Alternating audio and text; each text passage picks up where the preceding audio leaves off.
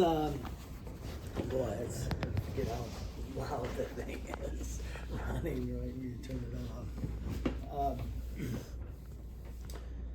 So, again, yes, you want to have a sense of humor in here because, there's things that, you blow things up or pressurize things. And so we want it to happen in the lab, not, in the clinical environment. And so we really need to have a sense of humor. You can anticipate that things will, happen in the lab, and that's quite all right, right? So you don't get upset, but I know that you won't want those things to happen, but when they do, it's okay, right? So we do not want it to happen, in the high stakes environment whatsoever. So we're going to start with the Sentry pump.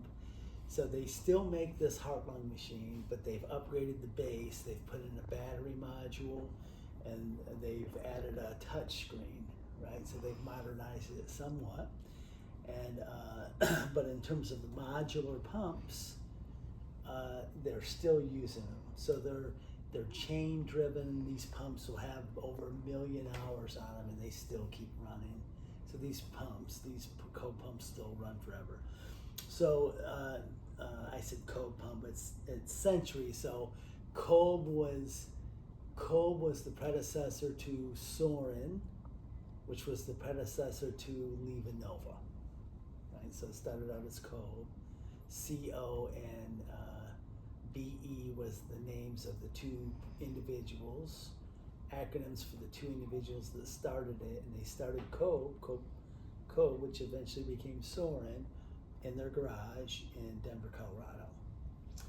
And so I have used the Cobe Sentry clinically a long time ago, so I'm somewhat familiar with it, but it's been a long time.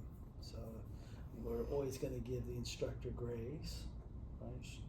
We're going to extend grace so that, right, if I don't have all the answers that you're looking for, then we're going to go out, and so we're going to look at the manual. There is a manual for this heart-lung machine on that back wall. There might also be an electronic one. So the heart-lung machines, that's the perfusionist domain. So if you go someplace and they have a heart-lung machine you're not familiar with, like you go out in your clinicals, maybe they're using the new Essence, right, which is the upgraded model, right, of the S5.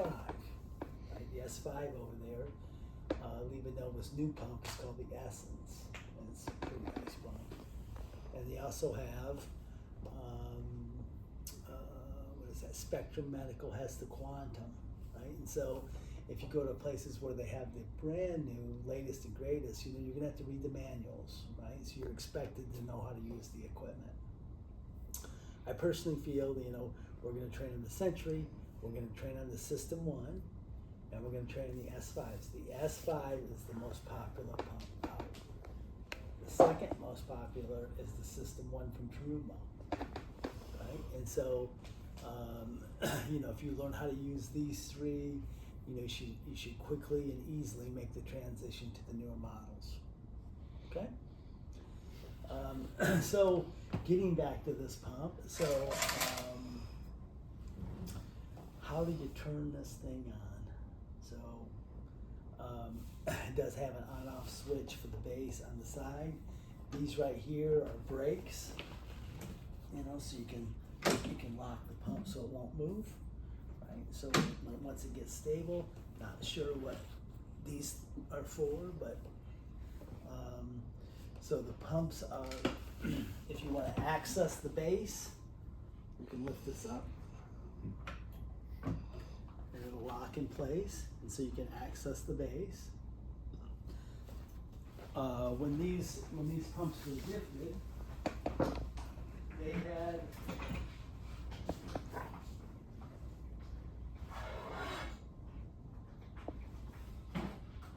they came with these two Biomedica centrifugal pumps on the trip. So where is the main pump? Where's the main pump? If we're looking at this heart-lung machine, where's the main pump?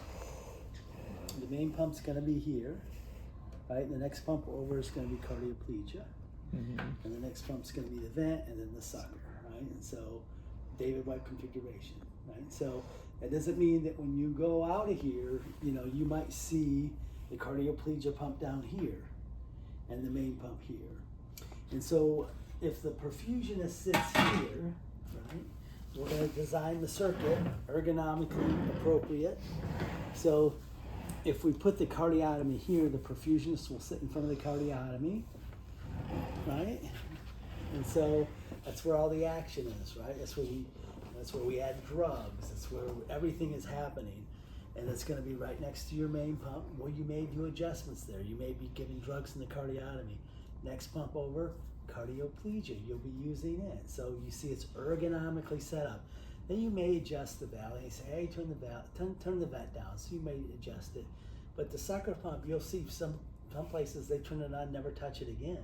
Literally the whole case, right?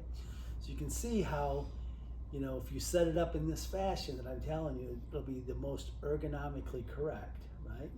If you have to do some of your manipulations, right? And so these pumps, if you wanted to change this roller pump out to a centrifugal pump, they come with these plates, right? And you see those pieces, and they fit right inside of these struts on the base, right? And see, it's a little bit extended over to the right, so it'll only go on the end. Yes? Why would you want to switch pumps between those two? Well, maybe you want to use a centrifugal pump. So that's why you would replace a centrifugal pump with a roller pump. So, again, that's when they were gifted. They came with those two Biomedicus pumps as the main pump, as the arterial pump. Okay. So in terms of these pumps, like I said, I showed you how you can lift them up and access them. This is just a power cord. It'll undo underneath, right? And so if you want to lower this, you've got to press this button here, right here, and pull it back down. Never force anything. So you want to give that a shot. And everybody needs to make sure they can do all this, because this is going to be part of your we call pump build. You're going to have to be able to take the pumps off and put them back on, and you're going to have to build the pump, build the heart-lung machine. How do you lift it? So put your hand here and lift up. Oh, I thought there was a button for that. And then, And you see the power cord? You see where it's plugged in underneath the base? yep. And it's also plugged into the pump here, right? Mm-hmm. And that'll just pull right out. This, where it says remote control, this is your controller, this is your CPU. You can run a cable over to here. And this is for your air emerite. And this is so that you can take this and put it in the main pump and still have some control and activity with it, right? So you've got to have a cable that comes down to the CPU to do the control. So Okay. you got to keep it depressed. Sorry. Sorry about that. You have to keep it pressed the whole time. No, right out there.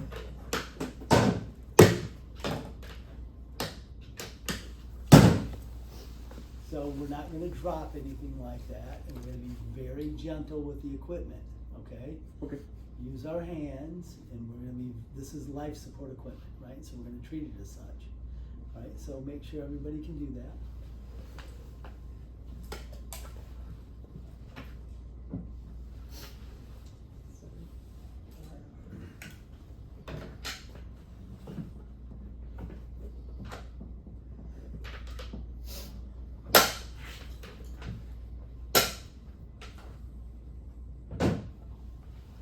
Everybody has a good feel for that?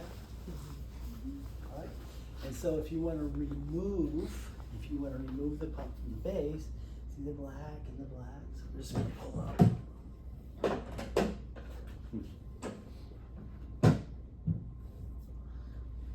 All right. so it can be removed from the pump also. You can see underneath here, the guides. See the guides, and that's why I brought the plate out, so you can see the same guides, and they fit right down inside of here. Right in here, right in here. Okay, so we'll pick it up, and this will unplug. Unplug from here, right? And it'll also unplug from here, but you know, and so it's got to be plugged back in inside of the base. I'm gonna pick it up.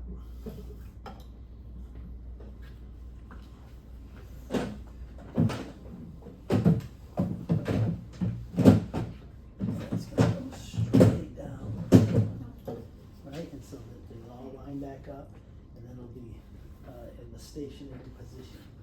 So pick it up and remove it.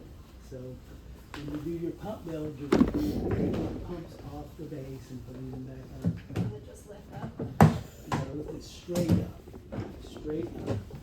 No. So you can't lift it back, you gotta lift it straight up.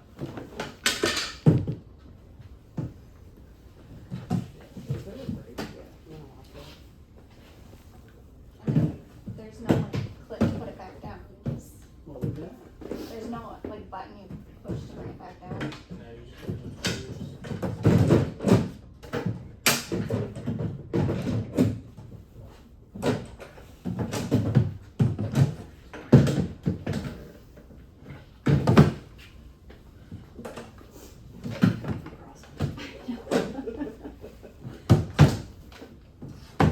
So Zach, I should hear any noise when you're moving the pumps around.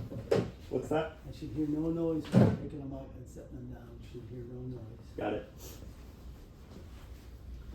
And it looks like you've got a cable underneath that one. Power cable. I'll go on the other side, help you guide it in. Sorry.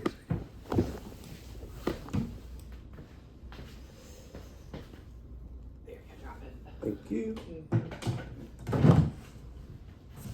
Still not aligned though. You helping out?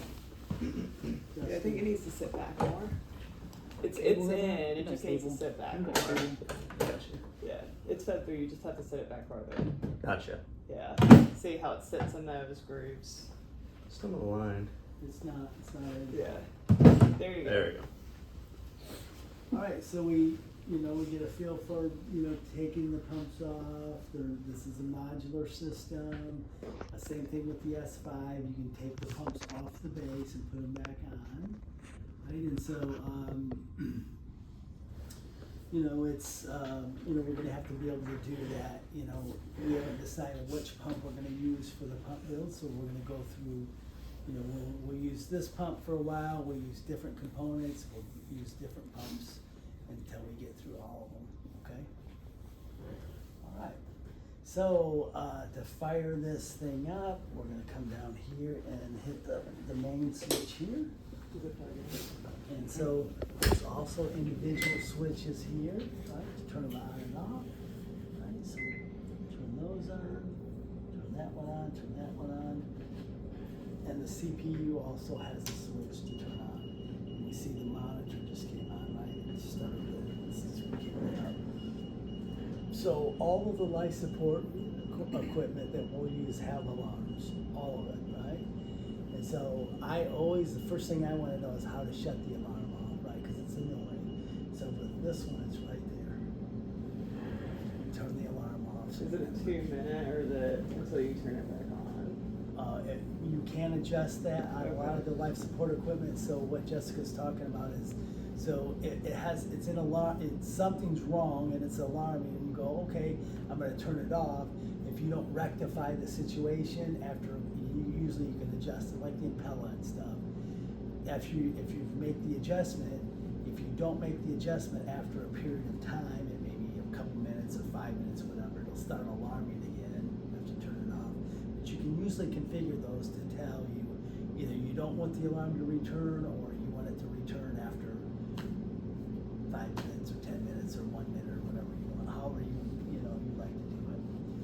So we said this is the main pump right here, right? right? And so around the world, the configuration is that the pumps will turn counterclockwise, right? And so we see the pump turning counterclockwise. So that's the standard around the entire globe. The pumps will turn counterclockwise.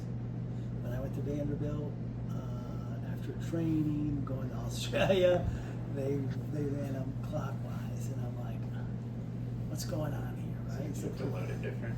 Huh? You do Yeah, have to load it everything. It different. changes everything, right? And I'm like, what's going on here? And so, because I was new, that's not the time to say, you need to do it this way, and this is, so I just, bit my tongue and bided my time till eventually I became chief, and the first thing I did was made it consistent with the rest of the world.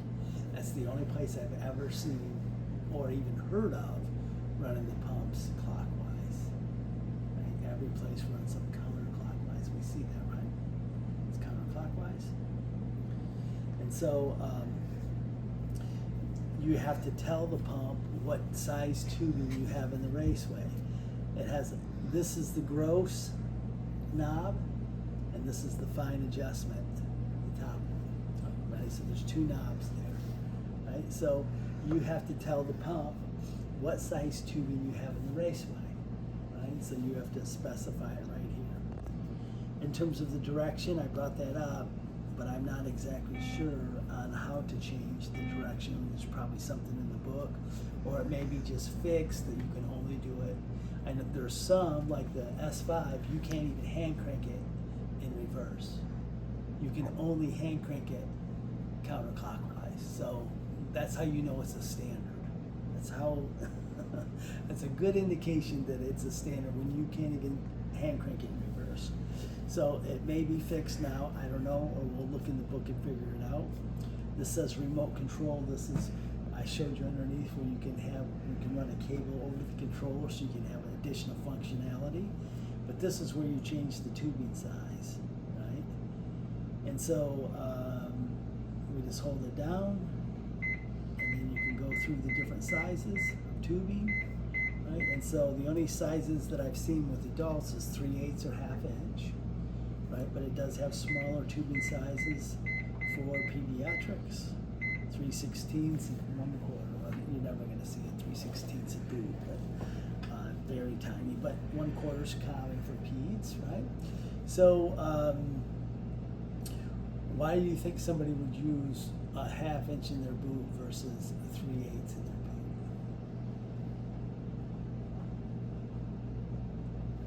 Maybe just if the patient's bigger. Right, so larger patients, so adults. So like I said, adults, I've only ever seen 3/8 or 1/2 inch. So where it may be very impactful is if you ever have to hand crank. So say we're flowing 5 liters with 1/2 inch, right? And we change this over to RPMs, right? And just toggling the button. So we see that the RPMs are 113 with a 1/2 inch boot, right? So with 113 RPMs and a 1/2 inch boot, we get 5 liters per minute. You see that? Right? And so what if we were 3/8?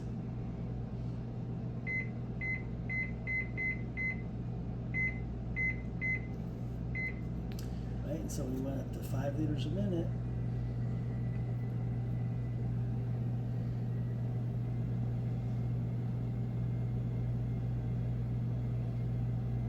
Right? We go up to 5 liters a minute, same as before. We go to RPMs, and we see that. So imagine, so if you had to hand crank, what size tubing would you rather prefer to have in the boot? Yeah. 1/2 inch. It's real obvious, right? You see how fast that's going? So, you're thinking about having the hand crank. That would not be pleasant, would it? Yeah. I think Centennial uses 3/8 in the boot. I would hate to have the hand crank over there. Right, so, I just wanted to show you those little features. So, again, I don't know if you can change this on the fly. Yep, fantastic. right? So those are, you know, you gotta tell the same thing with the S5s and stuff. You gotta tell it what size tubing you have in the boot so that your meter will read correctly, okay? What do the arrows do here? Not sure. So that was actually a great thing to look up in the manual. Okay. And so then you can share that with us. Like I said, I have used the Century, maybe, I don't know, 20 years ago or something. So we have, you know, the main pump, we have the cardioplegia pump, the vent pump, and the sucker pump. And like I said, you know, these two pumps will, you know, be dialed into the controller, and so it gives you a little bit of functionality. And so how we evaluate that is up here. So we hit this right here, that's our safety devices, that's air emboli protection system. So we go here and we have timers. Right? So we go here in the menu list. Right? I'm just pushing the menu list. Right? And so we go here and we have timers here. So we hit the timer. We have bypass timer, cross clamp timer, and other timer. And so you can just, you know, you can activate them and you see it starts running, right? And then you can stop it, you can reset it, it goes back to 0. So it counts out. Okay. And yeah, so the Biometicus counts down, the older ones do. And so we have bypass and cross clamp, that's always the standard, but you have another one here, other, which you could use for like circulatory arrest cases or a ischemic timer, or maybe the surgeon says, well, you know, down your flow and tell me in 2 minutes, you don't want to get your watch, you have another timer available if need be, right? So what else do we have in here? Trends, temperature trends. So we have all these different temperature modules where we can measure, you know, we measure a lot of temperatures in perfusion. So 3 standards are the arterial temperature, the venous temperature, and the cardioplegia temperature. Now it has up here nasopharyngeal. Nasopharyngeal. So who would likely measure that temperature? Anesthesia. Right, because they're putting in the tube, right? So they can easily slip a thermistor, you know, down the nasopharyngeal and nose if you want to do that, or just in the mouth, and they can measure nasopharyngeal temperature. And so our goal is to get, we want the best representation of core temperature, right? And so I always, so if the surgeon asks, hey, what's the patient's temperature? I always tell them the patient's venous temperature. Always. To me, that's the best reflection of the patient's core temp. So why would nasopharyngeal be?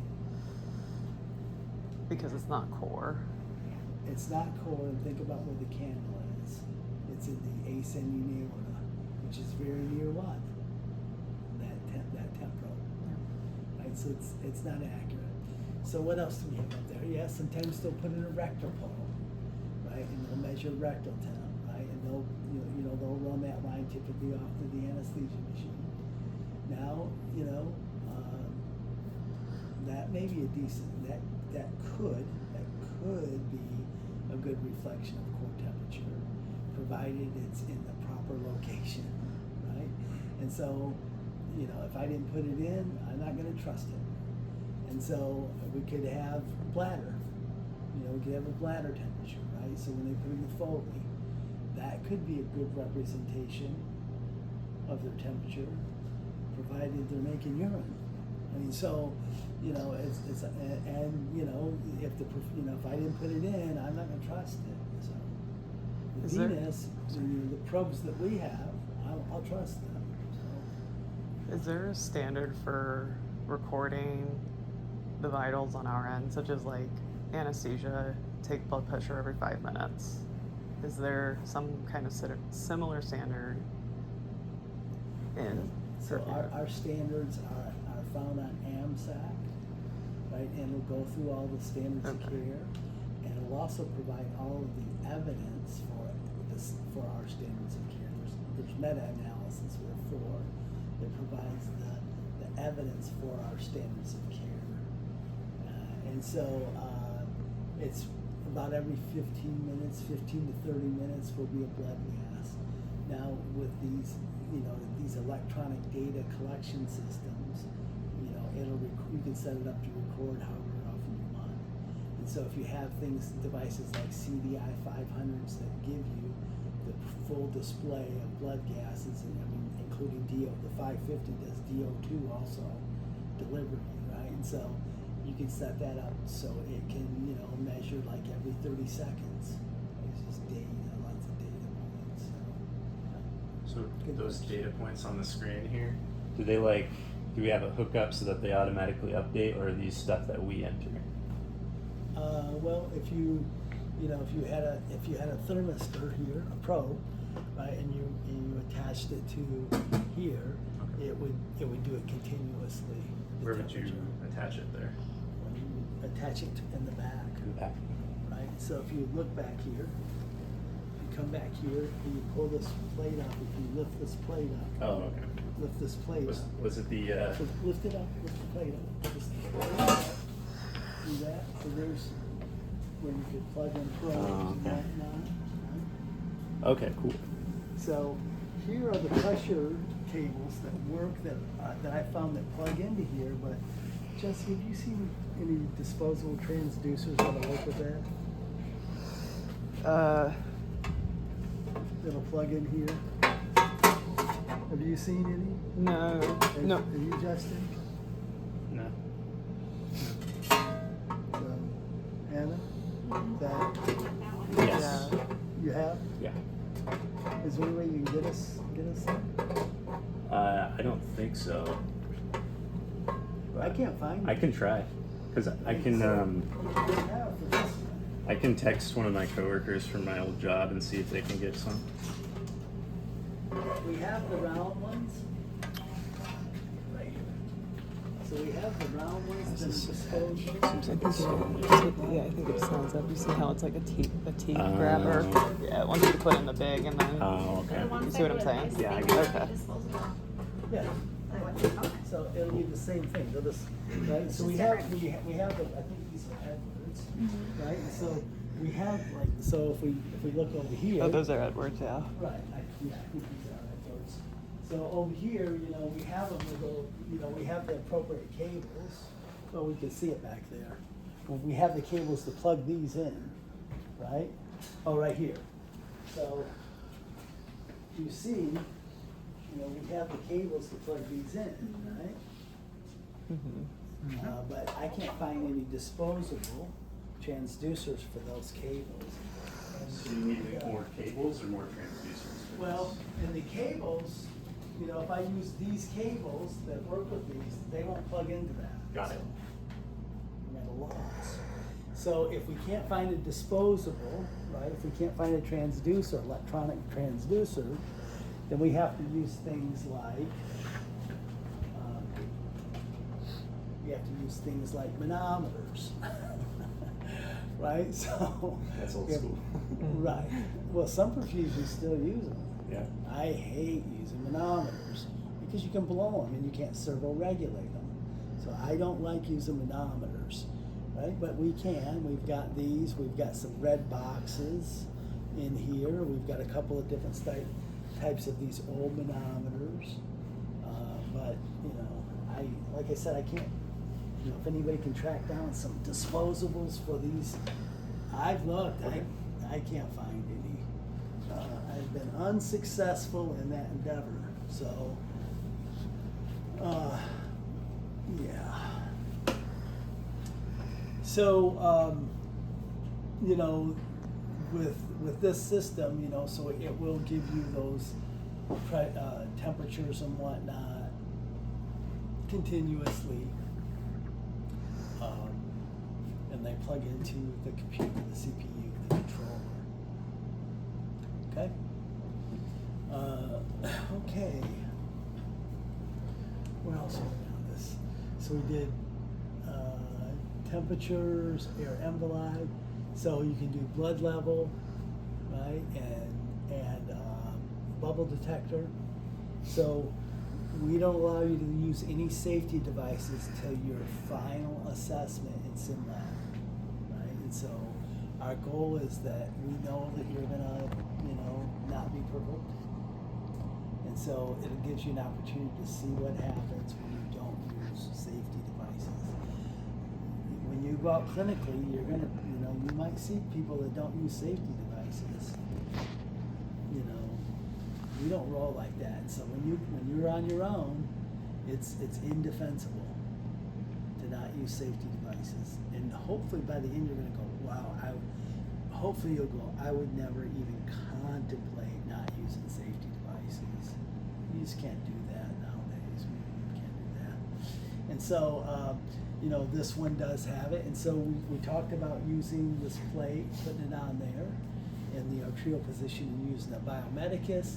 It has its own built-in safety devices, level and bubble. So there's the air emboli protection, pressures. We've gone through the pressures. We don't have any disposables for it, so we'll have to use manometers unless we can find some disposables. What else? Cardioplegia. So on the cardioplegia pump, you can take and set CC set, so you can adjust it, right? So a typical standard dose, maintenance dose of cardioplegia with like Buckberg 4:1 is about 300 every 15 minutes. So you can adjust it, right? And so from the monitor, like when you want to give Pledge, you can just hit the button. You don't have to touch it. You hit the button. So you give your dose how it should be the first time, right? Because you're going to want to measure coronary sinus pressure. So that's a good bump. I got a nice pressure there. And so when it delivers 300, the pump will shut off. And then, doctor, that's 15 minutes on your Pledge. All right, give a dose. You just hit start and it'll deliver 300 and shut off, right? Now if they say, well, trickle some Pledge up here, then you can go into recirc mode, hit that button, and you trickle it up. Or they say, we're getting ready to do a proximal, fill the root so they can do an arteriotomy, so you can hit that recirc button and trickle it up. But with your doses, you can use this to deliver the doses. Arterial pump is nothing. You can give a flow rate, so you can look at your flow rate here, maybe look at your flow rate there. So that's all that mode is. So that's kind of, the functionality with this huge CPU and that kind of old outdated monitor. So, what else do we have here? So, coming down to this end, so our lab, today is building, preparing the AV loop, right? So the AV loop is kind of the foundation of everything that we're going to do. So we're gonna build the AV loop, and from the AV loop, we're gonna add cardioplegia. We're gonna add the ability to measure pressures. We're gonna add the vent. We're gonna add the sucker. We're gonna add components to the AV loop. So I've been in a situation where I've had to go on pump with an AV loop just to get the patient on pump, to get them supported, and then the surgeon said, well, I want to give some Pledge. So you can add stuff to the AV loop. Even on pump you can do it if you have some skill, which you will eventually have in here. And so we start with the AV loop because it's kind of the foundation of what we do, right? And so we're going to start there, and once we get the AV loop down, we add the other pieces. By the time we get all the pieces added, then what can we do? Play the game. We can't play the game until you can prepare the heart-lung machine, prime it, right? And use the heart-lung machine. You can't use it if you can't prepare it. No games, no game playing, right? So we have to start somewhere, and so this is how we've found is the most effective. So with that being said, I'm trying to think if I've missed anything. We are going to, so if you look up there, you see those custom tubing packs. And those custom tubing packs will contain all the bits and pieces that you're gonna need to prepare a pump to use it clinically.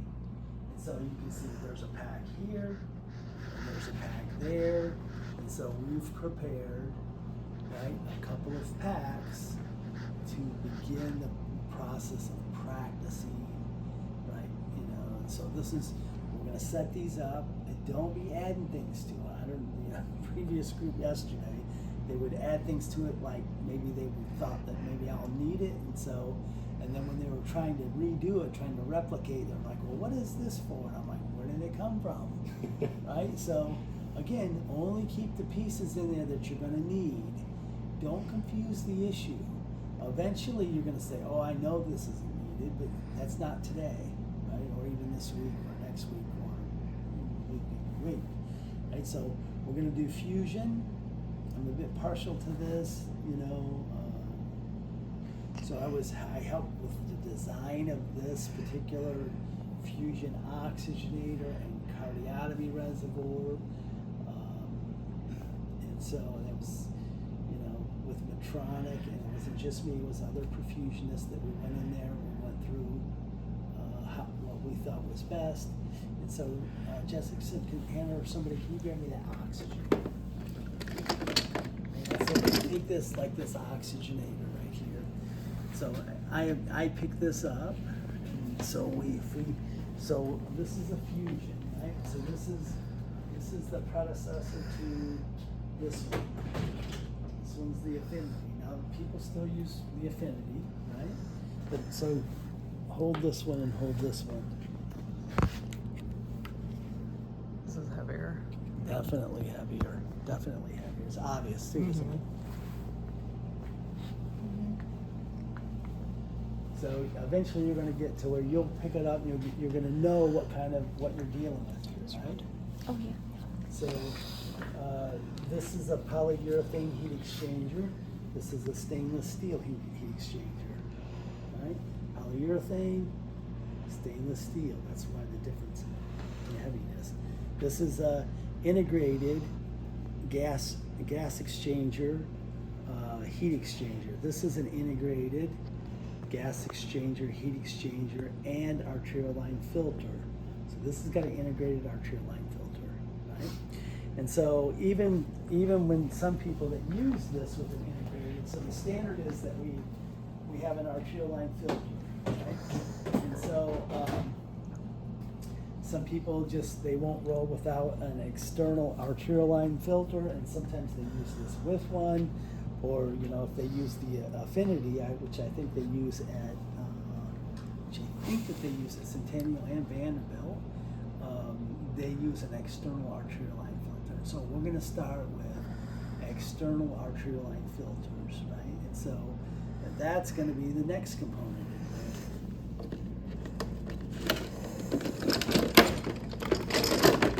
There you go. And so this is an external arterial line filter. And so the flow is going to come out of the oxygenator. It's going to flow up through here. We'll have a clamp on this bypass line. Right? The flow is going to come in here. And our external arterial line filter is not to filter the blood. That's not the intent. The filter is to slow it down, slow the time down, slow the transit time in this device. And so that's why it wraps around like this. And any air that inadvertently gets delivered to this should be purged out the top, right? Air will rise, right? And so we'll clamp here, and the volume, it'll slow down, air will come out. So you got to be running a purge line in order for this to be effective, and will go down and out to the patient. Why would you want to bypass it? Well, if you primed it with blood, it would be extremely difficult to reprime. Or if you delivered some clot to it and you were on pump, you may have to bypass it. And we're also going to use this bypass line because if you read the IFU for this device, it recommends priming it in a retrograde fashion, right? And so when we prime it, we'll put a clamp here and we'll prime it here with the retrograde line. And then we'll transition the clamp over to here, and then the flow is going to be the path of least resistance. So wouldn't it, if this was open, if you didn't have this clamp, the blood would go here rather than. Absolutely Yeah. would. Right? So we'll have to clamp it here to force the volume to go through the filter. Okay? And then last but not least, give me the other component. Talk about it briefly. We're going to have a full lecture on each component, and you'll be thoroughly versed in how everything works. So this is so this may be referred to as a reservoir, a cardiotomy, a venous reservoir, but the true name, this is truthfully, the actual most precise name would be integrated cardiotomy reservoir, right? So the cardiotomy is the filtration portion, and that's the white portion in there. And so this is where we're going to attach our suckers and vent lines and whatnot. There is another portion that come out to the top that it's been busted off. Oh, So you see that? Mm-hmm. So somebody's more than likely they tried to remove a piece of tubing, right? And so they're going to teach you, like, if you want to get a piece of tubing off, that you're going to take and you'll clamp the tubing, just distal to the connector, and you'll move the clamp back and forth to remove it. Well, if you clamp on the connector, you'll break it. It's polycarbonate, right? So it will break. You'll fracture it. You'll break it. So that's more than likely that's what happened there. And so that so it does have a sock filter here for venous blood, and this sock is impregnated with the foamer. And we talked about a little bit in the history that that's to prevent sloshing of blood and foaming. And so the blood will come into the venous line and will cascade down, and it will flow down into the drainage, down into here where it will be siphoned out with this pump and pumped back into the patient. And then the suckers and vents, like I said, will all go through the cardiotomy. The filtration portion is a very good filter in there. It's both screen and depth. It's a very good filter. If you give drugs, the transit time will be increased if you give them through the cardiotomy. And so that's why a lot of places, a lot of people will give drugs through the manifold. The manifold will go around and give it right into the venous line, so it bypasses the cardiotomy. But sometimes if I want a kind of a delayed response, I'll give drugs in here also. If I give any type of volume, blood, crystalloid, albumin, I always put it through the filter. So, as well as the vent and the sucker blood, right? So you're gonna see when you go out there, you look at like the pump sucker, you're gonna see a lot of fat debris, bone debris in the line. You'll see it, right? And so we want to make sure that all that volume gets diverted into the cardiotomy. Okay. okay. All right. So where were we saying that? Where did we indicate that the perfusionist sits? Where's the cockpit? That's right. And so we want to be, the perfusionist is going to be right in front of this cardiotomy. So let's go ahead and grab a holder there. And we'll do fusion this week, and we'll do one of the other companies next week, or at least a different type. Right, and so this is the holder. Every cardiotomy, so that's a cardiotomy, right? That's a cardiotomy reservoir right there in front of you. See, that's a holder. See that right there in front of you? So this one right here. So this is a cardiotomy reservoir as well, integrated cardiotomy reservoir. Right, and see, this is the holder for it, right? And so this holder has a lot more articulation to it than that one. That one's somewhat fixed. You can, move it around the pole in a circular fashion. There's very little articulation. And they're manufacturer specific, right? Yes, they're manufacturer specific. So each type of cardiotomy reservoir will have its own holder. So we'll go ahead and put this thing on there.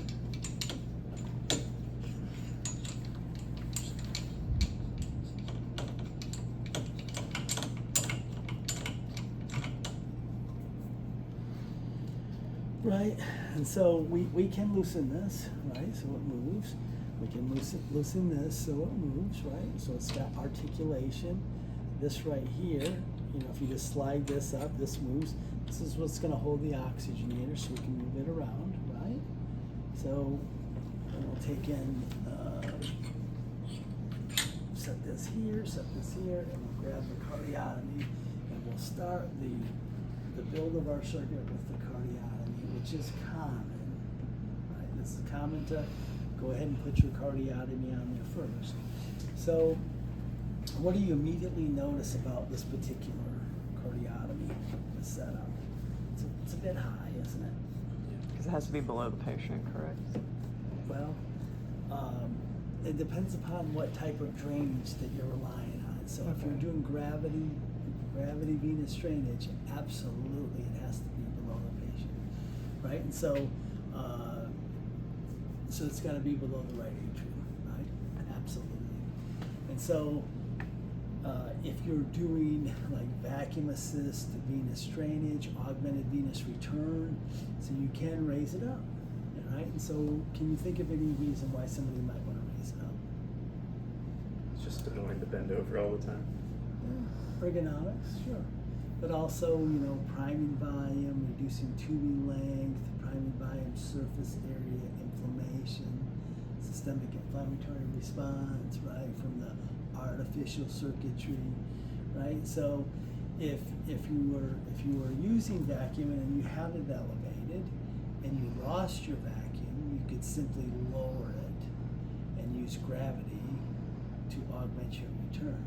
So for every 1 inch of hydrostatic pressure, we'll produce about 1.36 millimeters of mercury of pressure. So for every 1 inch of drop, it produces about, according to your books, I haven't measured it, but I believe it. So I've had to, during the case, I've had to lower it because I've worked places where they have, you know, they only rely on gravity, right? So, so if I'm working at some place and it has a vacuum, I'm very judicious with using the vacuum.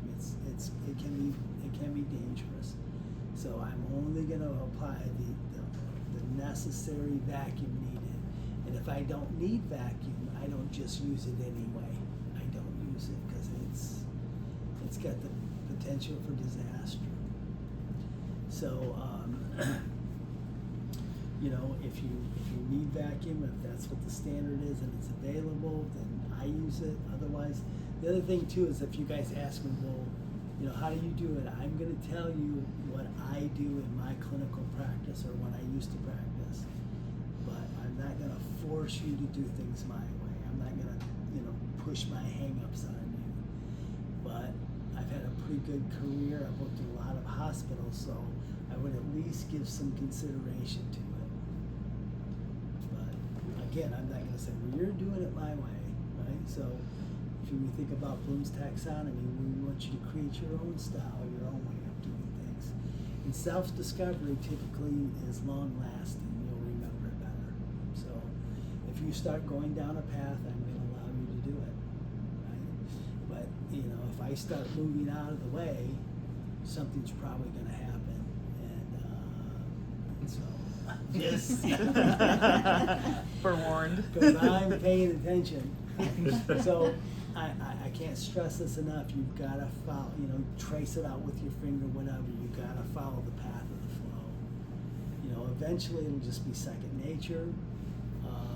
And, you know, we're focused on precision, not speed, right? And so if things aren't set up properly, they're not usable, right? And so I do it naturally, and so I'll be ducking and getting out of the way, and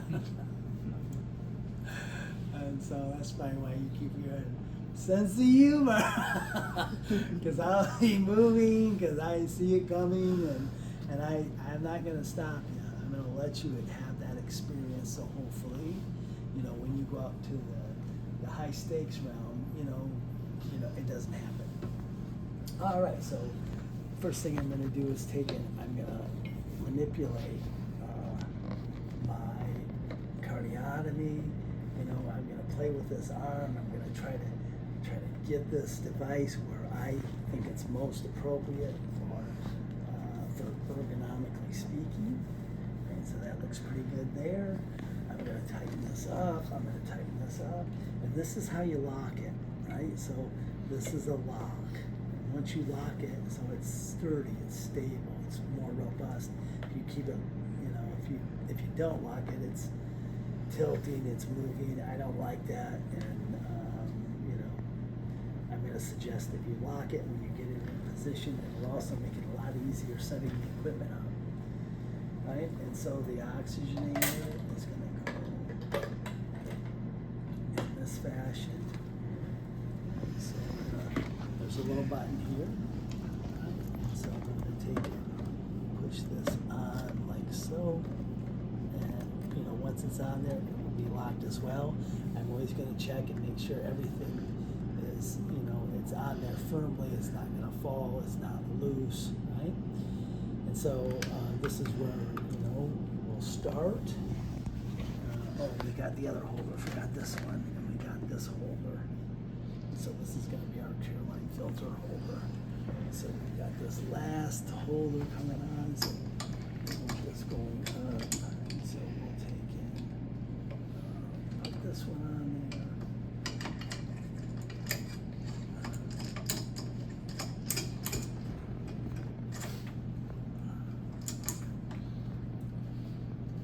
This also, you know, you can adjust it here, right? So if you want to pull it out, right, you can pull it out here.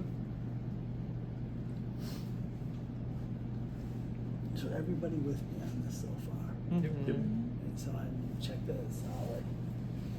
So when you go out and you're working at a place or whatever, you know, they're not going to be taking stuff off. They're going to, you know, the holders are going to be fixed, which will give you a good idea of, you know, where things go, because they'll only go in one way, right? So if you put your components on, you know, if I'm going to build a circuit, I always want to start with my cardiotomy. It's where the action is. It's where I can give drugs here. I can give volume. I always want to be mindful of the level of my cardiotomy, always, right? We don't want to drain that. Now, if you go below, you see where it's yellow on here. If you go below this, if you read your IFU, it'll say never flow with the level below 200, because it'll cause vortexing, right? And so I'm going to put my level sensor above that 200, maybe slightly, but it will be above the 200. Your textbooks will say to run your bubble detector distal to your last component, which would be the arterial line filter, right? Distal to the last component before the patient. So it's going to be out there. I never run my bubble detector there. I always run it below my cardiotomy. So if the level detector fails, my bubble detector will catch it and shut the pump off. If my bubble detector is distal to the arterial line filter and it gets activated because the system fills with air, you're pretty much hosed. Yeah, you're too late. It's too late. If it gets activated here, I just reach up and drop volume. So I don't know where they'll run it when you leave here during your clinicals, but that's something I would at least consider the things that I can use for a long, successful career. So we have connectors, and so we save everything so that you can practice like as if you were pulling it out of, you know, a container, right, with the custom circuit. So I'm going to take this off here, and we see what size connector is that.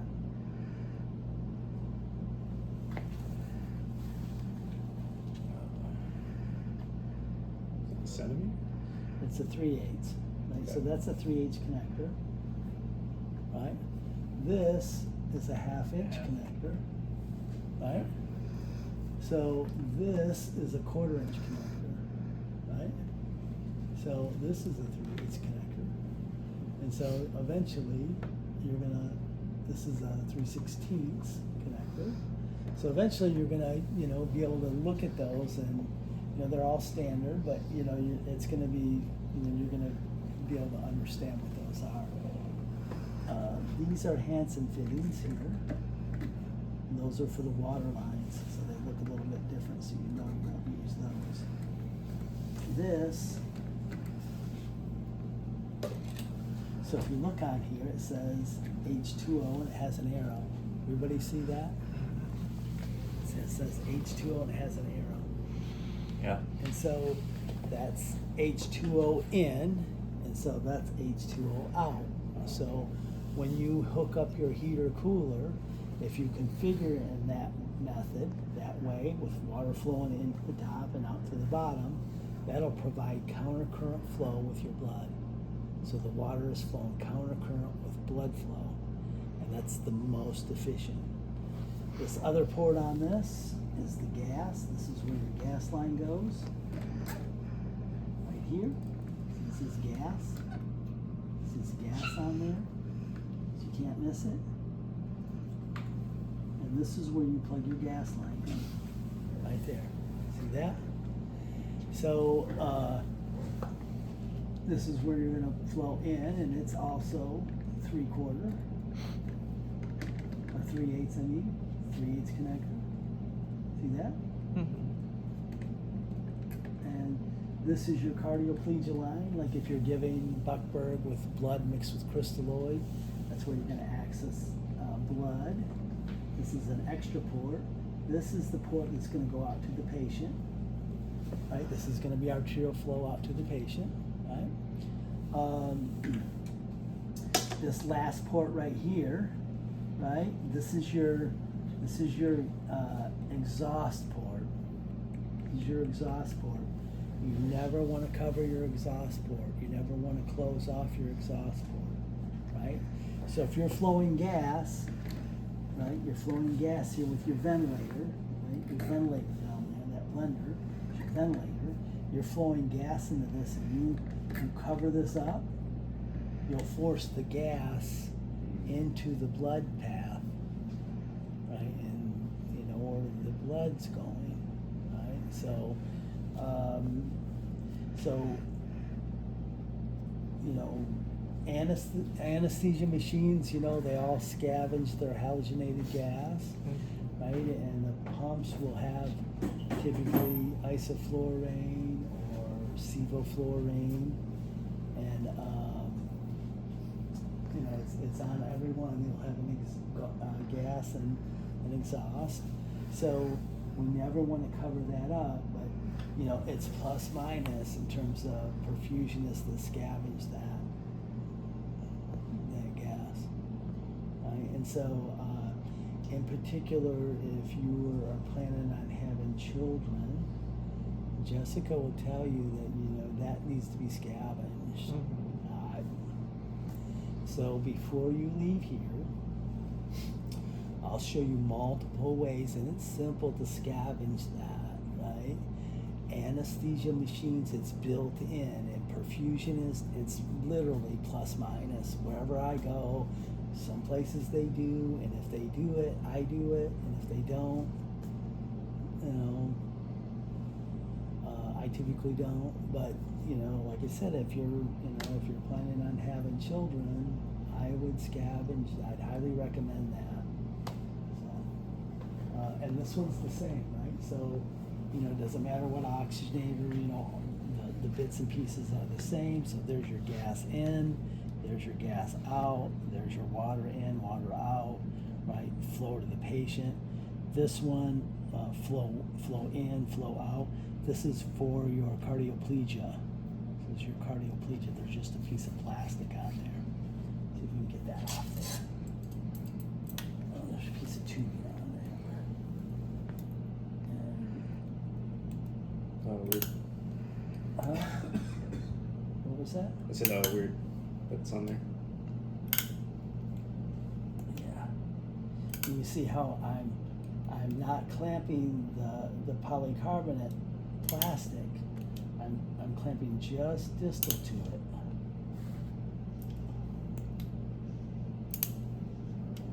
Right? I'm clamping just distal to it. More than likely, that's how somebody broke this top port right there. They've snapped it off. They probably put the clamp on the polycarbonate and clamped it down, and you'll break the plastic. Okay? Everybody good so far?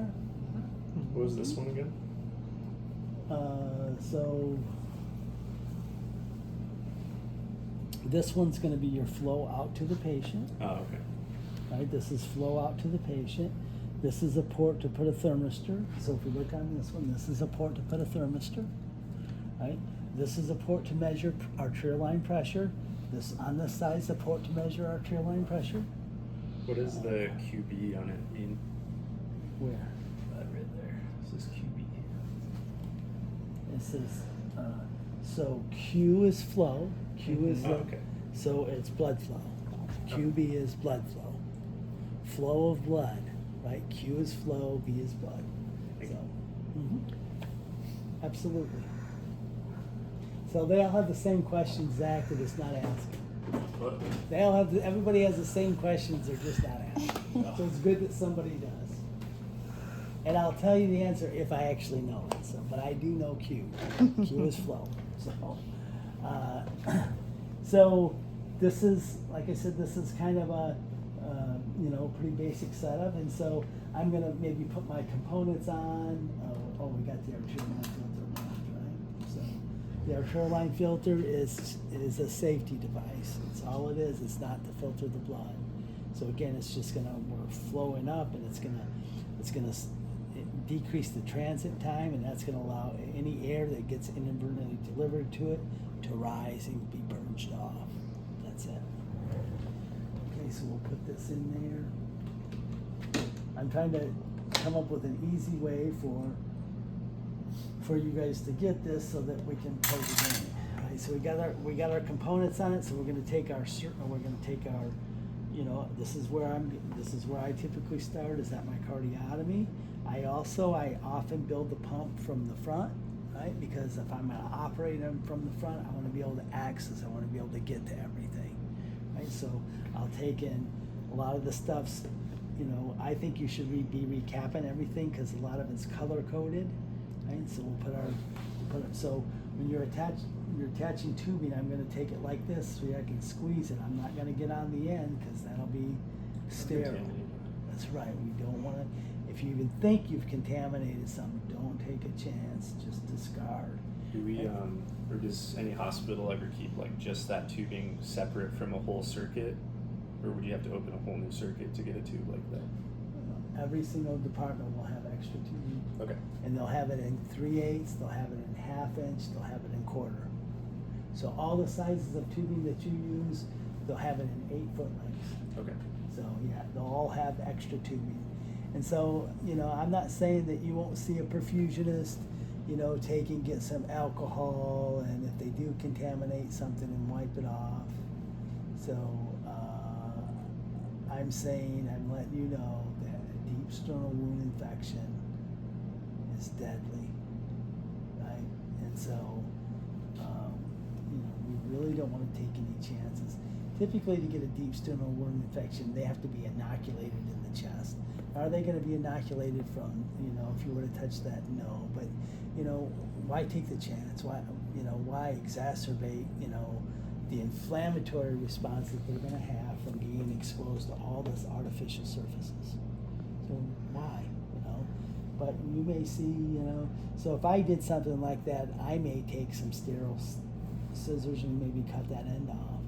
But you will see, they'll, at a bare minimum, you should wipe that down. And I've seen perfusionists have scissors on the heart-lung machine and cut tubing, grab a scissors, cut tubing, add stuff to it.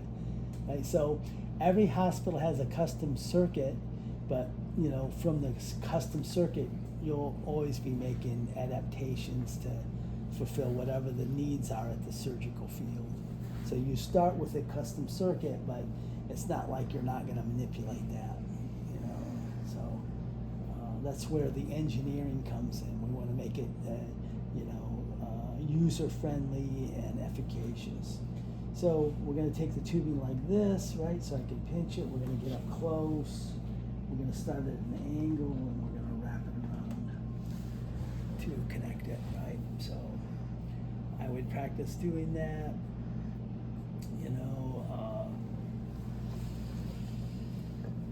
because you're gonna be doing a lot of it, so like I said, the quicker we get everybody on board, we can get to the shenanigans. So we're gonna push the tubing in the raceway, we're gonna close it, we're gonna secure it, we can adjust this tubing. So the other thing too is that, so these are tubing guides, right? And we don't have any 1/2-inch tubing guides, that's where we're cranking it down. This is a 3/8 inch tubing guide. We know that because see, it's a perfect fit on that, 3/8. So is it on this tubing? It doesn't fit on the 1/2-inch. So we know that's a 3/8 inch tubing guide. So we don't have any, or I couldn't find any. And when we put this in, we want to put the tubing right up against the wall. So we want it right up against the raceway, right? And it needs to be in between the two tubing guides, right? These are tubing guides. Right? So we're gonna close that up, right? And we're gonna have to start getting a feel for, how that pump feels and how the occlusion. So if we go towards the arrow, that's more occlusion. If we go away from it, that's less occlusion. And this one's gonna come out, right? And we're gonna take in, attach it to the Venus inlet, right? So how do we know this is the Venus inlet? Color coded. Right, so,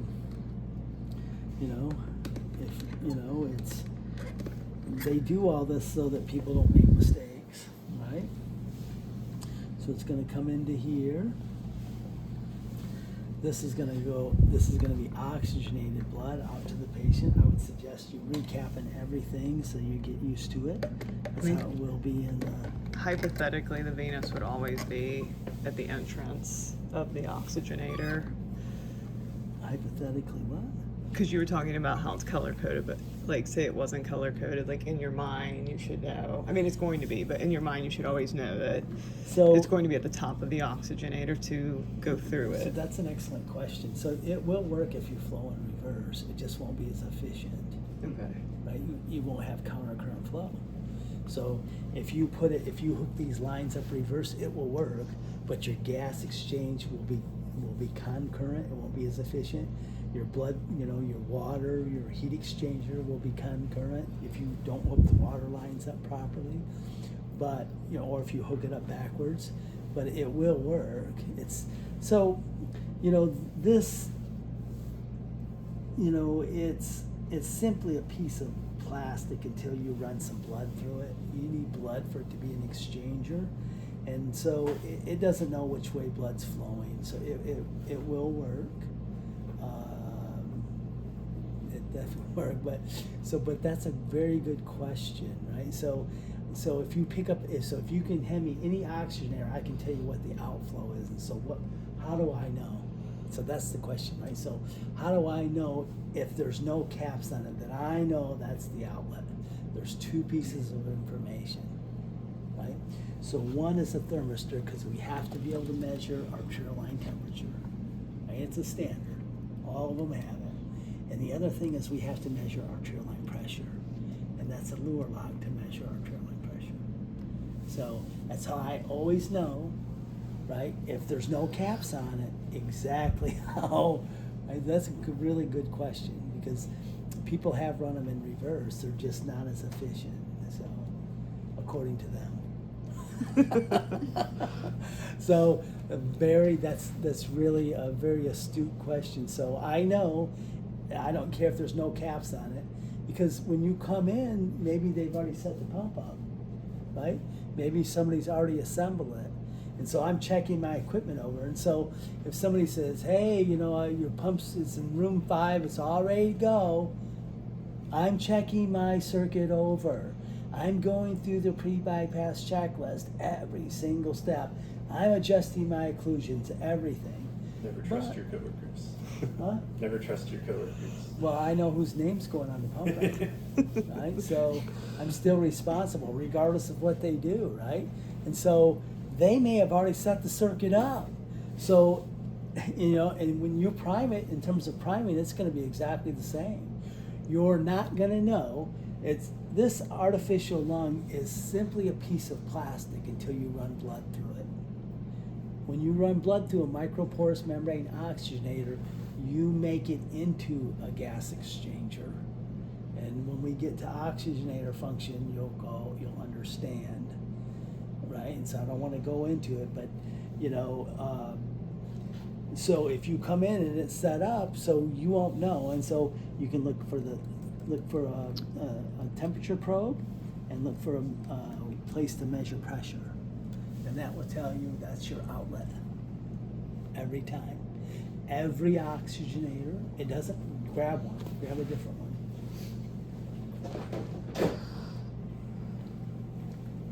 Right, so here, thank you, Justin. Thank you, thank you, thank you.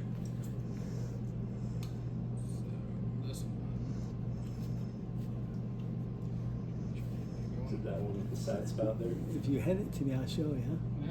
Right, and so this oxygenator is Ah. meant to be run in this fashion. Okay, that's what I was trying to Weird. figure out. Like, hey, I was like, Right, so this is a Sorin. I think it's a prime ox. So if we look at this, right, thermistor, pressure port, right, and this is run in this fashion, right, water lines, right, Where's the inlet? this, what was that? Where's the inlet?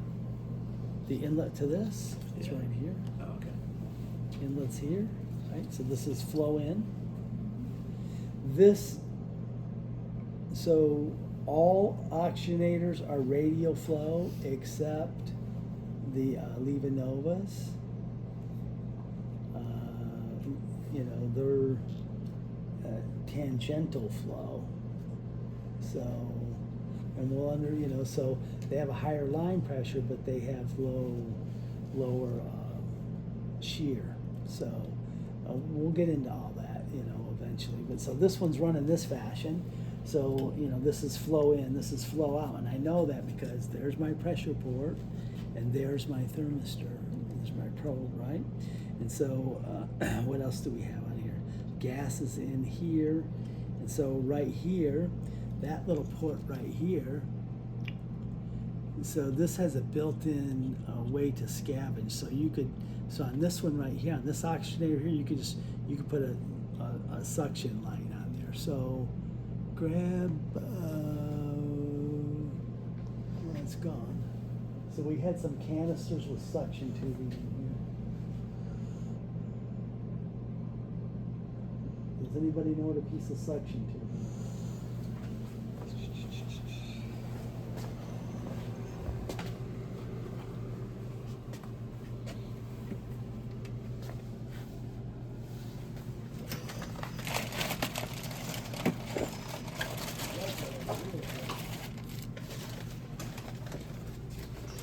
So this is just laying out a disposable pressure.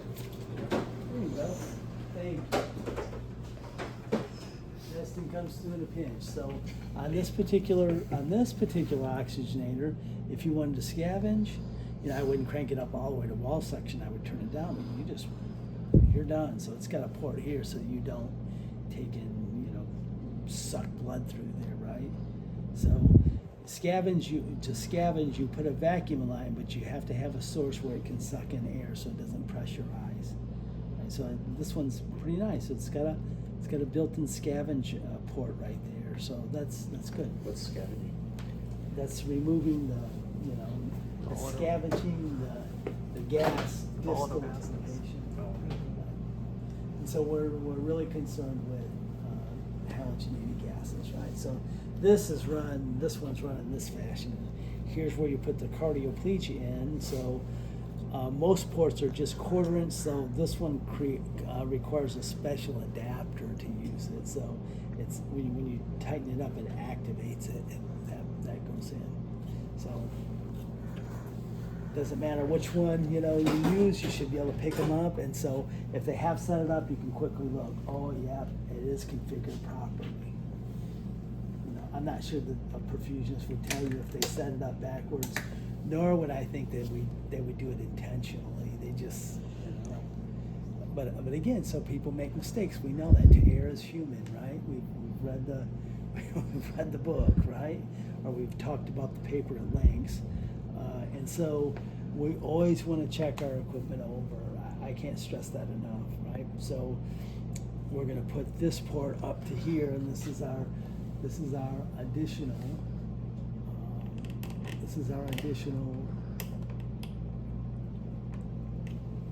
Arterial line filter, right? So we have that hooked up. We have the tubing hooked up here. So we're missing our AV loop. So let's grab another piece out of there. So, Are you always gonna have this? No, the other oxygenator doesn't have it. Okay. So this one, this Fusion, Mm-hmm. is an integrated gas exchanger, heat exchanger, and arterial line filter. Okay. So some places also use an additional external arterial line filter. Mhm. The standard is that you need to use an arterial line filter, right? So you can use an integrated one. So when we designed it with an integrated. Why? Reduce priming volume, reduce surface area. It's intentional. We wanted it like that, Okay. right? So when these first came out, the gas exchanger and the heat exchanger were two separate components. Over time, they become integrated, and so we integrated another component, right? But some, like that Primox, it doesn't have an integrated arterial line filter, or that Affinity, it doesn't. So they use an external arterial line Okay. filter, and that's what that is. That's an external arterial line filter. Mm-hmm. And so I think through Centennial and Vanderbilt and St. Thomas, they use the Affinity, and so they'll use an external arterial line filter. And so we're starting there. Mm-hmm. We're starting there. Okay. All right? So in this case, we have two set up right now, is what you're saying? Yes. Okay. Okay, so we'll grab other bits and pieces out of there. So, in order for the arterial line filter to work, you've got to purge it off. And this is a one-way valve. So that's a safety thing. It's a one-way valve. So I can't, if I mistakenly, use my manifold to deliver a medication, I can't push it through, right? It's for safety. Right? It's a safety thing. So I can give drugs here, or I can give them in my cardiotomy, right? I can measure an arterial sample here, right? So this is arterialized blood, right? I can measure an arterial line gas, whatever. I can hook this line up.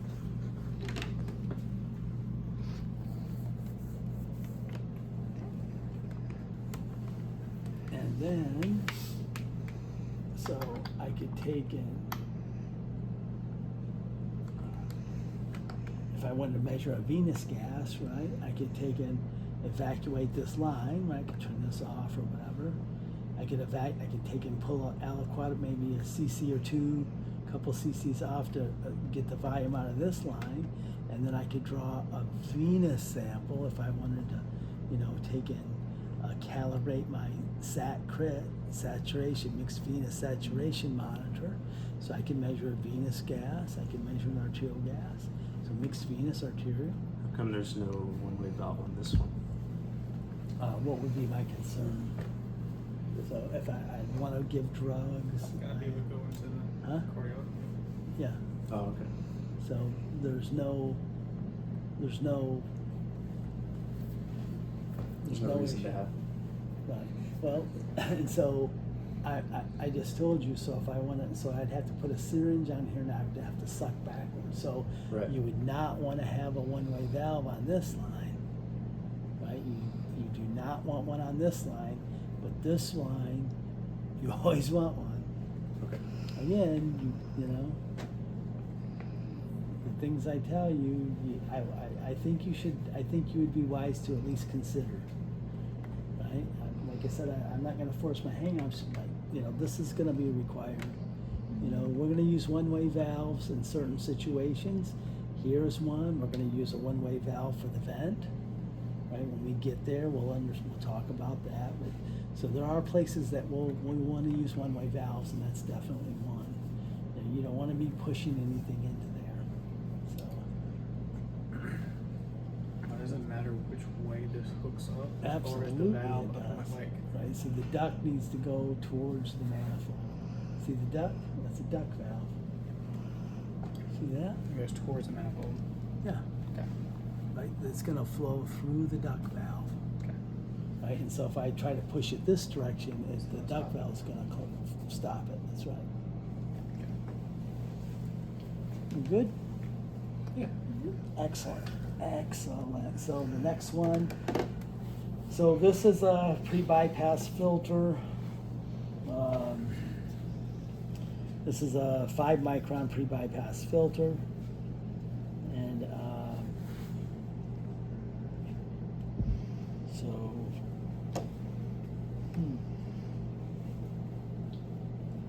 I don't know. The Yoa students, it looks like they put it in the wrong direction. What's the arrow going? So we're take this off and take this off, and we'll put it in the right direction. So this has an arrow. You see it? Mm-hmm. And so we want this to flow towards the cardiotomy. Towards the cardiotomy. So this will go on this side, right? Again, here we can make mistakes and we can have a sense of humor about it, right? And we can learn from those. But a lot of these components, as you can see now, it'll tell you with arrows on what should go where and in what direction. So flow is going to come up through here, this line, and flow this fashion, right? So this is a pre-bypass filter. So when you pass the, you know, sometimes they're here, sometimes they're here. You know, it's 5 micron. The other common one is 0.2, which is bacterial static. It'll purify your priming solution. So you can't run blood through it, right? You can't run any blood through it.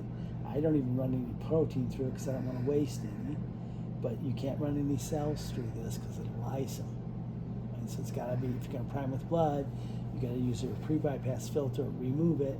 That's why a lot of them have them here, so you can just take it out. And then, but some have it inside of the AV loop, right? And so this, in essence, represents your patient, right? You're going to flow to it and drain from it. So there's your patient.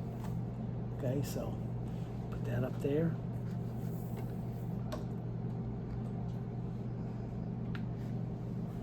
I want to hook this one up.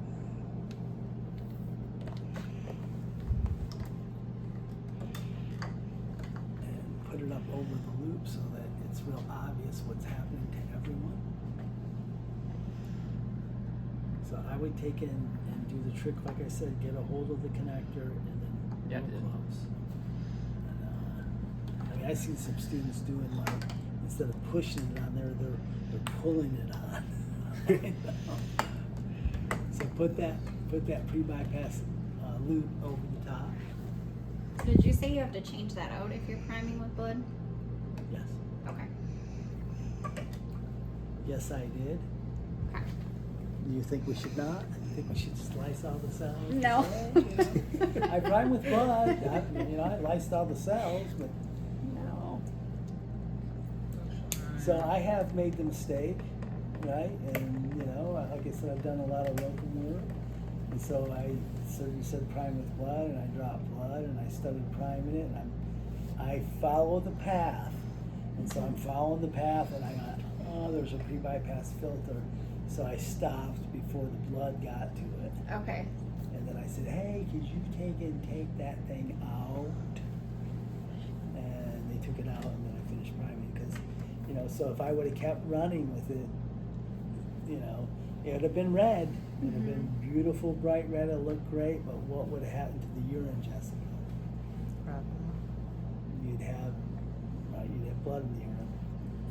So without this, do these two connect then, or What was that? without the filter then, do these two tubings connect to each other? Yes. Okay. No. So Sorry. you would have caused, you would have caused hematuria, and that's not good. That's not good. Right? So every time this pump goes around, it's crushing cells. So we're gonna make sure we set everything correct, right? So we can optimize outcomes for our patients. All right. So is everything? Oh, we're missing one more component. So we got one more component. This is a quick prime line. The other thing too is that, everything, if you don't know what it is, ask, because you're gonna have the pump build, right? Which is you're gonna take the pumps off, put them on, put holders on, put a circuit on, prime it. You're also gonna have your perfusion widget exam, right? So everything's gonna be laid out, station 1 through 100, and you're gonna pick up something and it'll say, this might be on the station. It'll say, what is that? That is a lure lock. What is that used for? To cap a lure lock port. It's unvented. That's an unvented lure cap, because they also have vented lure caps, right? So that's an unvented lure cap versus this one is a vented. I know that pump has one because your classmates sprayed me today. Yeah, isn't it more like opaque? Yeah. Yeah. He told us that. I'm not gonna laugh, 'cause I might. So, have a sense of humor, okay? Absolutely. So here, there's the manifold. Maybe they swapped them out, I don't know. So you have vented and unvented lure locks, right? So I can pick any port, but we've just been using this one, but that's a 1/4 inch, that's a 1/4 inch. This is a port here, that's a 1/4 inch. That'll, if you look on your IFUs, it'll say this is your quick prime port. Doesn't really matter, right? So this is a 3/8 port. So if you want to do, So what are the caps called? maybe add an oxygen. What was that? What are the caps called that you're holding? This one? Yeah. These won't be another one of the. But this would, but if you did see it, ask the question, right? This would be a 1/4 inch port cap, Okay. right? And so, but it's good that you asked that. So if you are doing some type of vacuum assist venous drainage, you're going to have to seal up your cardiotomy. So if you have a cap like that, that won't work. These caps will. They're different, right? And so if you were doing vacuum assist venous drainage, you would not want to use a cap like that. If your cardiotomy has caps like that, it's non-sealing.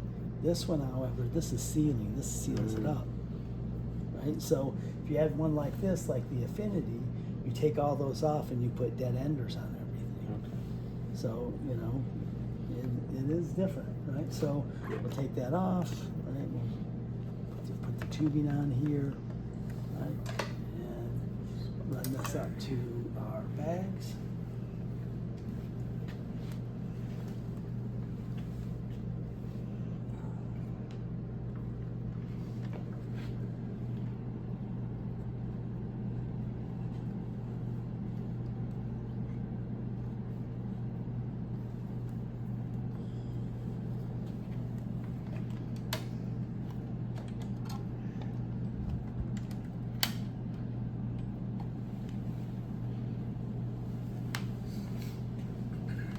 All right, so what's left? The water. Right, so what I'm gonna do here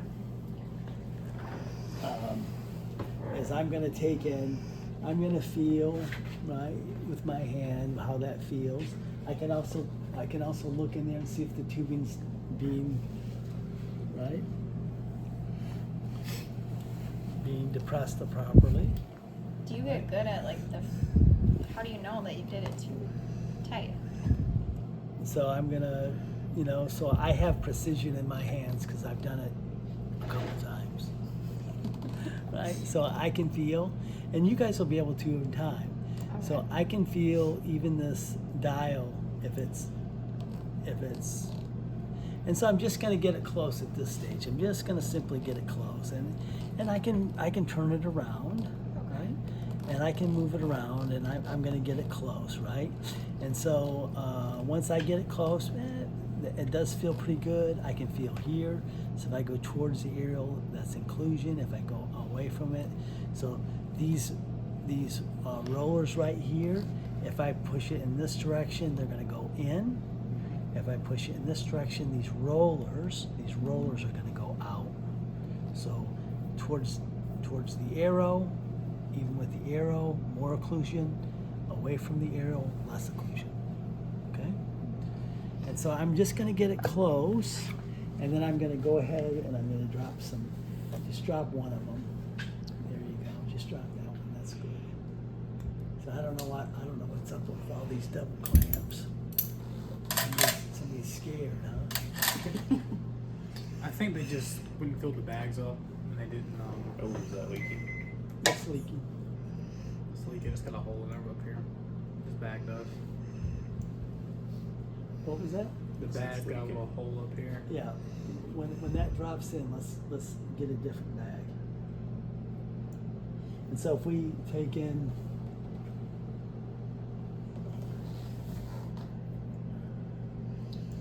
That filled up pretty fast.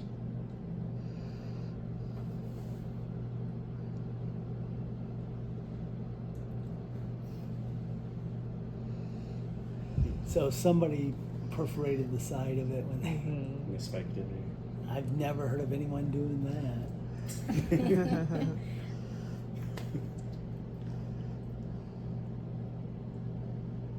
So yeah, just discard it. Okay.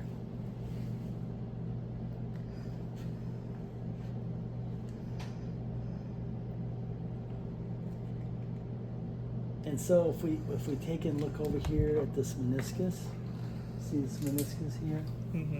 Right, and so we know what a meniscus is. It's on the sides, it's a little bit higher from surface tension, but it kind of forms a parabola right here. You can see it from the back also, Hannah. If you step back here, you'll be able to see it, right? So this is a meniscus, right? Okay. And so I can use that to adjust my occlusion. So if I go away, what's that meniscus gonna do? So if I make it less occlusive, is that gonna, that's right, it's gonna rise. And so if I go away, see it moving? Mm-hmm. So I'm gonna go make it more occlusive, and so it's just barely moving. Okay. So it's under pressure, right? So it's hydrostatic pressure, right? You've got a column of volume right here, and so it's under pressure.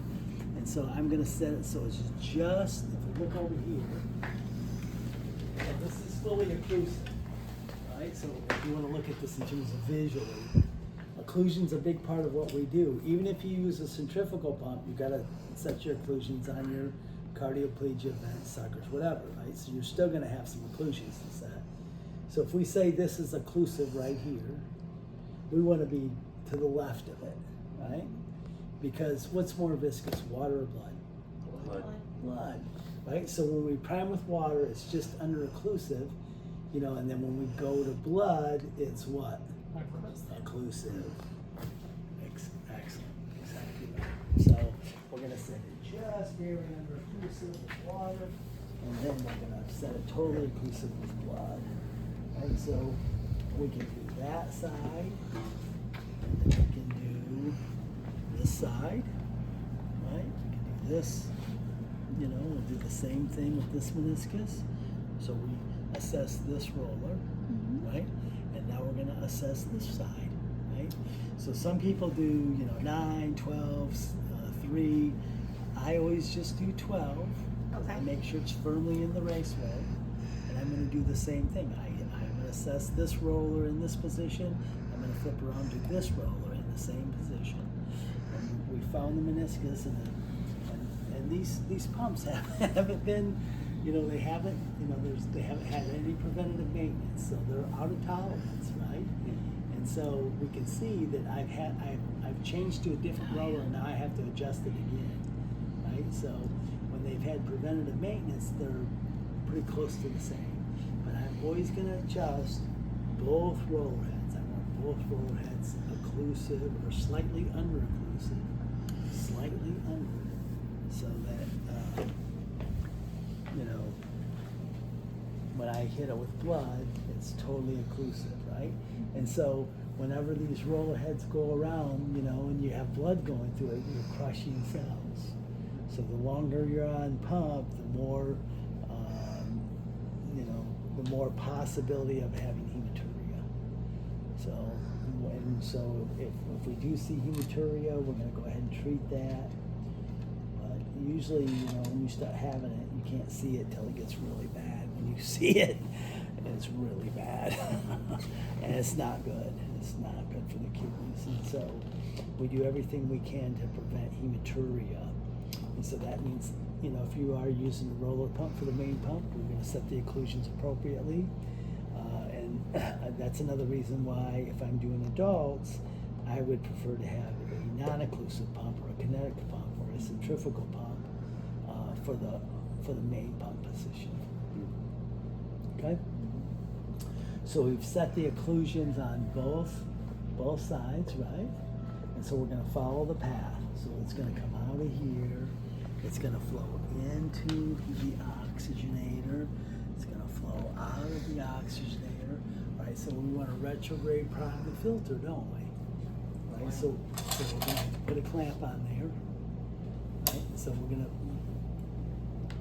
there you go. So he's going all the way across the tubing, not at an angle or anything that'll get you in trouble. And you always want to grab a clamp with tubing guides, right? So if they don't have tubing guides, I wouldn't use it, because you can pinch a tubing in there and close it, and you'll perforate the tubing. So I would always use clamps with tubing guides. That's how you know it's a tubing clamp. It'll have tubing guides, right? So we're going to prime this retrograde. So it's going up, so I put my clamp on there.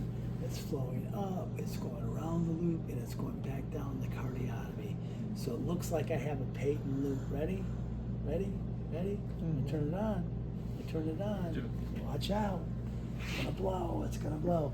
I don't think it will, because I think that we got a full loop. I think we're good to go, right? So again, we're doing precision, right? So I've got a good patent loop where I can start circulating this. Right? I would trace it out until you get to where, you feel confident and. And then once you see blood come up through here, is that when you unclamp it here? No. Oh. So we're going to go ahead and prime it, right? So we're going to turn the flow on, right? Zach, you want to get louder? I'm sorry. So that's your fine tuning when you have your gross. Feel that difference? Yeah. It's Right? way faster that way. Way faster. Right. So now we're priming. We're priming through the oxygenator and everything, and so we can see there's still some air in that oxygenator, right? Everybody Yeah. see that? Everybody see the air? Zach, can you see it from over there? See the air? And there's a lot in there, right? See Yeah. the air? I was looking at these bubbles too. Right, so we'll work on those in a minute. So we're going to start with the oxygenator. So because we have an integrated arterial line filter, it needs to be purged. So we're going to go ahead and purge it here.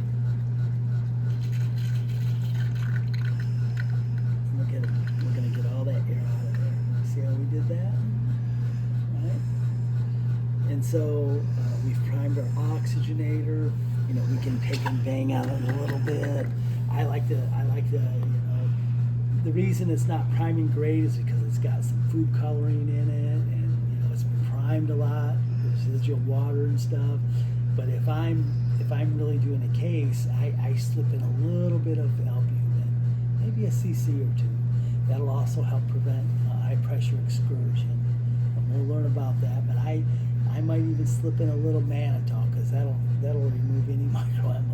do these little things that, you know, and I'll teach you guys about them. And like I said, you know, you should at least give it a consideration at the very minimum. But, you know, what you do when you leave here, I have a lot of confidence in all you guys will do very well, right? And so we've primed our cardiotomy reservoir, right? We've primed it, it's primed, right? And this is where all of our action is. And so we've primed our oxygenator, right? And so we have our arterial line filter. And so everybody see it's full of air? Yeah. And so I want to displace that air with volume. So I'm going to take and I'm going to remove the air here, right? I'm going to remove the air here, and I'll do it slow so we can see it happen, right? So we can see it coming up. We can see it coming up, right? So there it's coming. So we're displacing the air. See that? Mm-hmm. Right? So I'm in control right here with this. I'm in control with the manifold here. I'm displacing that air. And so when I get done, there's two places where there's air. There's air on this side of the clamp, right? And so Justin, if Justin removes this clamp, hold on. If he removes this clamp, this air is going to go straight out that filter. So let's see if it happens. Everybody see the air? Yeah. Uh-huh. Right. Justin, see if we can get it out. Where's it go? Right. Into It goes straight out that filter, right? You see that? Everybody see that? When it Mhm. let's go faster, I can open it up more. So I've had it like this. I'm making it go slow intentionally. I'm very intentional on priming each component.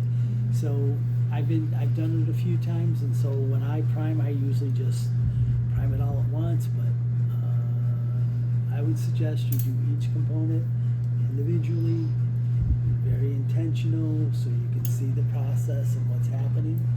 And then the other area that there's air every time I done this. So if you read the IFU for this external arterial line filter, it's going to say it needs to be inverted, right? And so if I'm going to remove this, right? And so when I turn it over, right, I'm going to see that there's air, right? Every time, right? And so where's my clamp? I'm going to take my clamp, right? And I'm going to clamp my bypass line. And this is going to divert all of the volume through my filter, right out to the top. So I'm going to use this as my de-airing technique. I might tap on it, whatever, right? And so I'm going to flip it back over. I may even remove my clamp when I do this. I'm going to flip it back over, and I'm going to clamp my bypass line. So I'm diverting all the volume antegrade through the filter. Okay? And so it's going to go up some. Is it the towel? Or was that there? I think that was there. It was there. And so, you know, if we want to, it's not mandatory to get this volume out of this filter. I usually don't fool with it, but I can tell you this. So if they have these lines at the table, if they have the lines at the table, you want to make sure that they have them when they go to clamp, that they're clamped in this fashion, right? So they're going to clamp this line. This is your arterial line, right? If they have it like this and they clamp this line, what's the air going to do? It goes Right. into your arterial line, right? And they may trap it in there, right? And so when the surgeon takes and they cannulate and whatever, and they get ready to connect, and they see a big chunk of air in there, it's not going to go over well, because they're going to say, how this air, they're going to think it came from you. They're going to say, how did you get air in this line? And you're going to say, the air didn't come from me. Well, I didn't cause the air. The air didn't come, just like the cartoon. I'm serious, right? And so it has to be in this fashion. If we have air in the venous line, is it a big concern? It's gonna get filtered. That's exactly right. It's going to go straight to this open cardiotomy. Now, if we were using a closed system, this is an open system, If we were using a closed system, yeah, we don't want any air in the venous line. But this is an open system, so some places they go on with a dry venous line. It's full of air. There's no volume in it, right? And so if I'm using an open system, I don't care if I have a little air in the venous line. I have an open system. This is an open system. It handles air very well. But there are also closed systems, or where they use a venous bag. We're not there yet, but when we get there, we'll try and find one, and we'll go through that. With a bag system, with a closed system like ECMO and whatnot, we don't want any air in the venous line. Okay? So we'll hang our patient back up. So when you were de-airing the oxygenator, you put the stopcock to the left. What was that? When you were de-airing the oxygenator, you Oops, turned the sorry. stopcock this way. Well, I can That way, turn okay. it off here, Okay. but I can also turn it off here. Okay. And you know, The arrow points to all. yeah, this points to off. Yeah. And so students tend to struggle with stopcocks. So I was just confused practice because if you using them, turn they it, do. No, I feel that. I feel like Students that'll be struggle me. with stopcocks. They just do. I don't know, but I guess I was confused because if you turn it this way, it should turn this side off, right? it does. But this is coming from the oxygenator. It's off. So if you want to de-air it, wouldn't you want to turn it on so that the air flows I through? did. Oh, okay. That's what I was asking, I guess. Like when you were de-airing it, if you turned it that way so that the air. No. Oh, So I'm gonna de-air into here, right? okay. I'm gonna. I had it like this, and I turned it to there. Oh, That's it. that makes sense. Okay, No, I'm not gonna turn it to the atmosphere. got it. I'm just gonna turn it to. I had it like that. You know, ideally you'd have it like that, right? That's the safest. That's off to here, right? But I just turned it to there. But I could have just as easy. Same thing here. I could just as easily turn it to there. Got it. I don't know. Sometimes and that's really probably not a good practice because if it's not precise, it's going to leak, right? Right. And so this happens. So I'm going to give you something that happens. They cut the lines. They take the pre-bypass filter. They cut the lines. You got an arterial line now, and you got a venous line, right? And so the surgeon will put a cannula in, and then they'll take the arterial line and they'll take the arterial line. They're going to connect them, right? And they'll take the clamp off it, and say you got it. It's not all the way closed, right? And they hold it up. And what's your volume going to do? That's a shunt. It's going to start bleeding back, and the surgeon's going to say, "What's going on? You know, why is this bleeding back?" Because he knows, or she knows, when they connect it, they're gonna exsanguinate the patient. They're gonna be very disturbed if they see that. Very disturbed. So, yeah, best practice is there, right? But this closes it. I don't know why I do. I don't know why I do the. I've just been doing it this way, and it served me well. But this is off, and this is on, right? And we never want to do this, right? In case we have an unvented cap, it'll Spray out. you can blast yourself or your instructor, and then plan on being dismissed from the case, and they will not be pleased. I wouldn't be pleased to be drenched with blood because it's nasty, it's gross, it's ugh. So I don't know why I do that, Zach. I don't have a good answer for you. So No, you're good. You answered it. Thank you. right. So I'm not trying to purge it to the air. Yeah. Especially if that's unvented, it wouldn't even purge, Right. right? And so I'm just going to purge it into this line. Okay. Any other questions? So which once we get the disposable that goes to the patient, where does that connect? What was that? So which tubing would go to the patient? So this is your arterial line. This is going to hook up to the arterial cannula. Right. And this is the venous line. This is going to hook up to your venous cannula. So this is AV. So just while we're priming it, This that's is why. arterial line. This is the AV. A is arterial, V is venous. This is your AV loop right here. I get it now. so sometimes they'll put this pre-bypass filter here at the venous. And the reason is so they can take it out and prime with blood, right? And so if they don't, you know, you're gonna have to wait for them to remove that, or you know, sometimes I'll just, you know, I'll take in. Yeah, I mean, you don't have to. I can, you know, you can displace water in there and add blood, you know. But I wasn't paying attention one time, and then I followed my path, and I'm like, oh, they haven't taken that filter out. I stopped the pump. But, you know, if you had kept that pump running, it would have lysed all the cells. Jeez. But the prime would look bright red like it had blood in it. But when you went on pump, then it was healing. Kidneys, and that's not good, right? So we don't want our patients to go on dialysis post bypass. That's not good.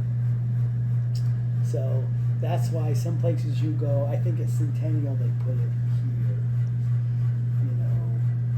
But if it's like I said, you're gonna, you know, we're gonna get a recirc line, and you could easily take the volume out of the recirc line. I mean, you could. So when you have a recirc line, you know, you could clamp this line, and then you could displace water, your salt water out of the crystalloid, and add blood to it, and you know, so it doesn't need to be there, right? So that it doesn't preclude you.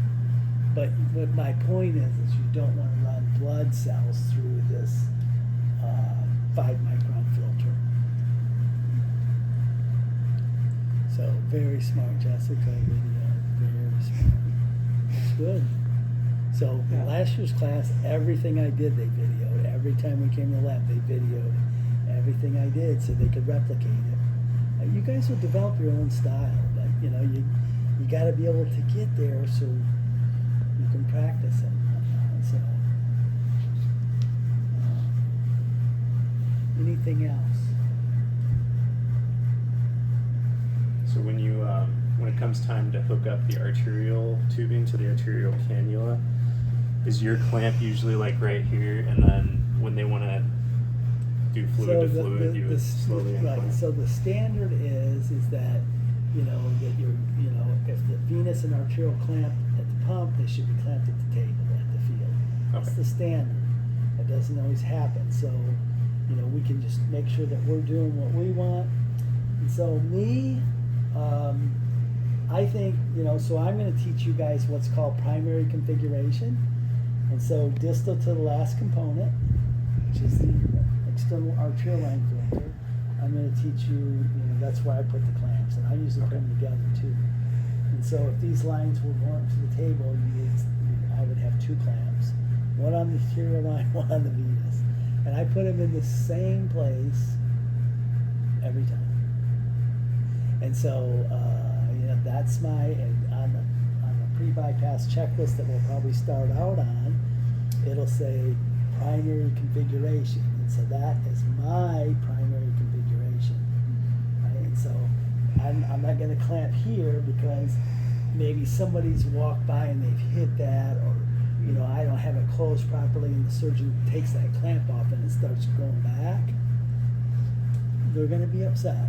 Okay. The surgeon's going to be like, you know, what's going on? Are you not paying attention? Is there a problem with the circuit? What's up? Right? And so my primary configuration is I got clamps out here, right? And so when the surgeon cuts the line, they cannulate, they say, all right, bump the pump up. I'll remove the clamp from here, and I'll go forward with my pump. And so, you know, a lot of the things that I do in clinical practice, they're the same every time.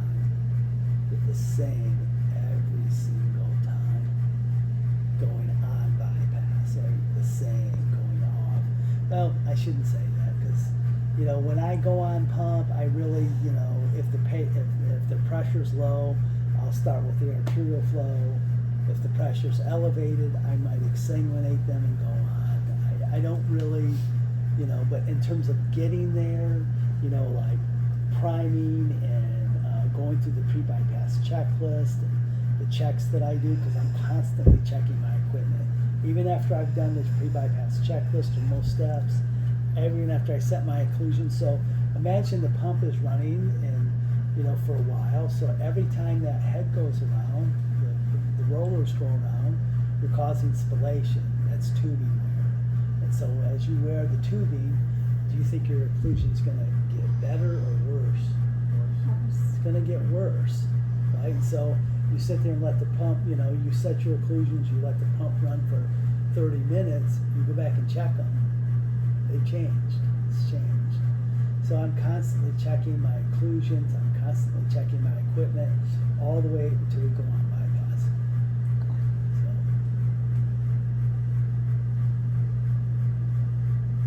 Thank you. anything else? So I would suggest you build that one. And maybe build that one as a group. You have a video, I would share that with the class. Yeah.